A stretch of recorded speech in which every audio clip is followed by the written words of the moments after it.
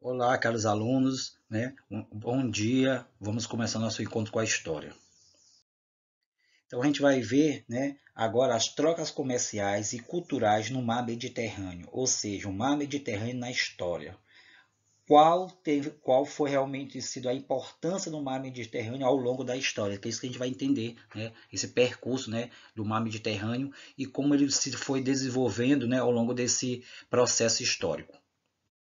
Então, o Mediterrâneo. Então, a partir daí, o Mediterrâneo na história foi as primeiras civilizações do Mediterrâneo no século XV a.C. ao século I a.C. Então, desde a antiguidade, o mar Mediterrâneo tem sido um local de integração, intercâmbio entre os diferentes povos, produtos e culturas. Muitas civilizações na Europa, da África, do Oriente Próximo construíram sua história econômica, política, cultural a partir das atividades relacionadas à presença do mar Mediterrâneo. Com isso, os primeiros povos foram os fenícios, por exemplo, dominaram o comércio no Mediterrâneo entre o século XI ao século IX a.C., habitando assim um território, né, aonde hoje está localizado o Líbano, e eles também fundaram, né, as várias colônias na região do mar Mediterrâneo. Na Europa, por volta de 1500 a.C., florescia realmente a civilização, né, micênica, né, que também prosperou com o comércio marítimo no mar Mediterrâneo. E com isso, né, da mesma forma, a cultura e a filosofia e a ciência dos antigos gregos se espalharam pelo sul da Europa e até pela Ásia, né, menor, né, através do mar Mediterrâneo. Com isso, outro exemplo foi também a Roma, no século III a.C. ao século II a.C.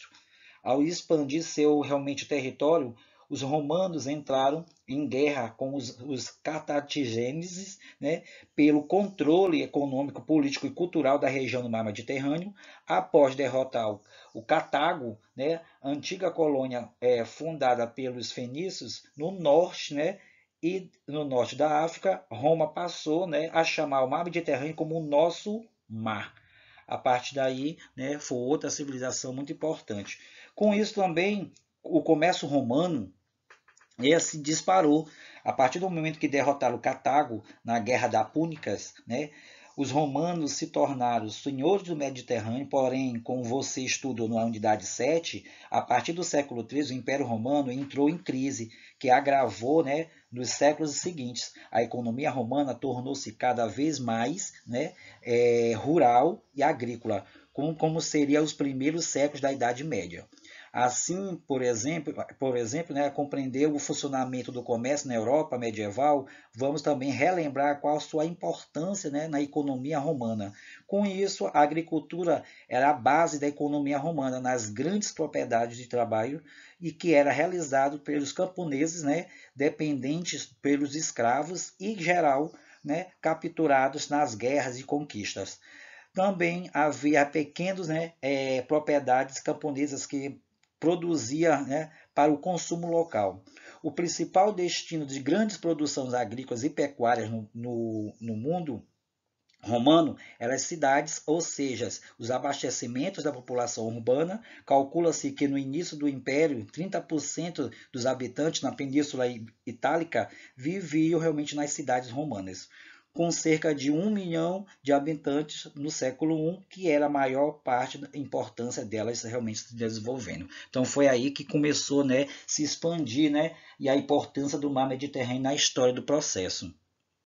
Com isso também o Mediterrâneo como dos muçulmanos, ou seja, o Mediterrâneo dos árabes. Né? A partir daí, a questão do mar Mediterrâneo foi o seguinte: eles tinham duas vias, a via marítima do comércio entre o século VI ao século XI, né, com o declínio do comércio e a ruralização da economia europeia. Os árabes muçulmanos assumiram o controle do comércio mediterrâneo e tiveram seu período mais próspero, ou seja, se desenvolveram mais por conta dessa expansão comercial. grandes centros comerciais começaram a surgir, principalmente no norte da África e na Península Ibérica e na Sicília e no Oriente Médio. Era centro de negociação, onde tinha ouro, cobre, mármore, madeira, tecido, sal e também os próprios escravos que faziam parte dos produtos comercializados aí nesses centros comerciais. Também tivemos também o caminho das expedições de conquista. Os muçulmanos, ou seja, os árabes, conquistaram a Península Ibérica no ano de 711 e nomearam Andaluz, né, Andalúzia, que significa a região que foi dominada primeiramente pelo calífado, né, Omeyyada, parte do Império Árabe Muçulmano, que a partir daí prosperou, né, e posteriormente fragmentou, né, deu lugar à dinastia Mouras, né? Já em 1492, os europeus cristãos tornaram, né, tornando assim, tomaram Granada. A partir de 1492 eles tomaram Granada, a último realmente mirado da região, durante o movimento chamado Reconquista. Então, a reconquista, né, dos europeus cristãos foi a questão da tomada, né, de Granada, que eles reconquistaram novamente, que estava em poder, né, dos árabes muçulmanos. A partir da presença muçulmana na Andalúzia, né, foi o seguinte: algumas construções muçulmanas na Península Ibérica. Foi a Mesquita de Córdoba, no século VIII, aonde era todo interior de uma grande biblioteca de obras escritas em árabes, gregos e latim, frequentada por grandes estudiosos muçulmanos cristãos e bizantinos, né, que transformou a importância do centro e do conhecimento e trocas culturais. E a partir daí o Palácio de Al-Bran, né, do século IX, foi também construído inicialmente para abrigar, né, o Palácio de Emir de Córdoba, que foi realmente remodelado, né, nos séculos seguintes para se tornar um grande fortaleza contra os avanços cristãos, ou seja, para dar como refúgio para os muçulmanos da Andalúzia, né, que tudo isso foi a presença, né, das construções muçulmanas árabes nesse momento. Os comerciantes bizantinos, italianos e também africanos, né? Como foi essa troca de conhecimento, né? A partir do momento que a capital do Império Bizantino viveu em uma fase, né, uma prosperidade entre o século VI, aliás, desculpa, o século IV ao século VI, mas seu comércio havia realmente referido depois disso, porém grandes volumes de ouro em circulação no comércio muçulmano ajudou a esquecer, né, a produção realmente bizantina de antigos artigos de luxo. Situada no cruzamento entre o Ocidente e o Oriente, a partir do século IX, né, confirma-se também que conheceu o novas cidades de ouro. A partir daí, o mesmo aconteceu com as cidades italianas de Nápoles, né, Saleno e Genova, a principal cidade de Veneza a partir do século X. Essas cidades eram o local de encontro do Império Muçulmano bizantinos e da Europa cristã.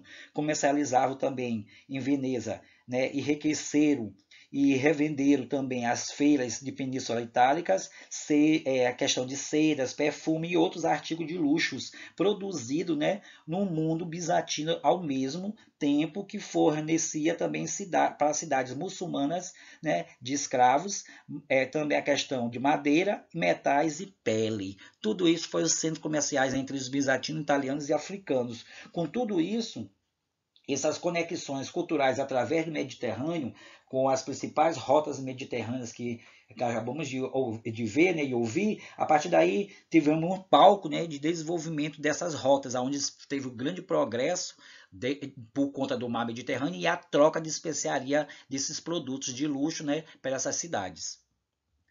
Então, esse foi o processo, né, que ocorreu na Europa Ocidental, né, e a partir daí os produtos comercializados, né, os bizantinos foram referência cultural, o mundo islâmico, fonte de ideias e riquezas que vimos aí, né, a partir daí foi uma questão da prosperidade dessas grandes civilizações que começou a se dar início a esse processo histórico ao redor do mar Mediterrâneo, que foi uma questão de rota de navegação comercial e desenvolvimento econômico, político e cultural. Então, fique com Deus, até a próxima, fica com essa grande palavra bem aí, sinais.